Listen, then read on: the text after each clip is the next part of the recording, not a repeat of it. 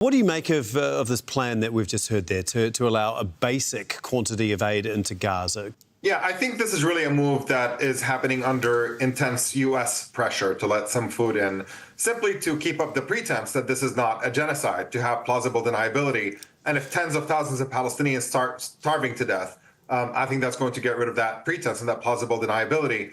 But I think it's really important to note that there's no applause here that can be offered for Netanyahu for allowing some limited food in.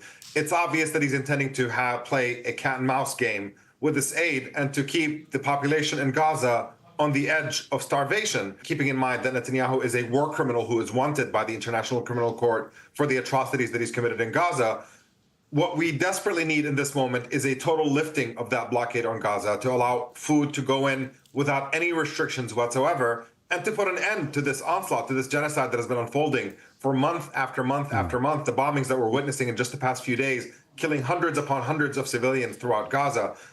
So sure, there is minimal relief in the fact that people in Gaza are going to be able to get some food in, but the horror that is imposed on Gaza continues, as does the failure of the world to confront this horror that it continues to unfold. Omar, just finally, why do you think Israel is insisting on only dealing with the new Gaza Humanitarian Foundation that's been set up? That is a very telling question, because if this was about getting food to the people of Gaza, as you mentioned, there are existing organizations that are very well experienced in doing that. The UN Food Program, the World Central Kitchen, and others. And so why are they insisting on this one particular organization that is essentially private U.S. military contractors are the ones running it? It seems quite obvious that that question answers itself, that this organization is going to be in some way an asset to the Israeli military campaign in Gaza.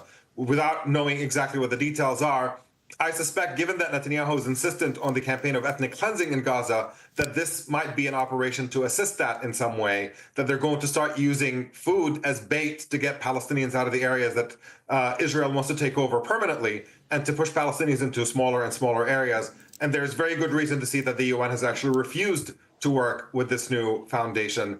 It is an extremely suspicious operation.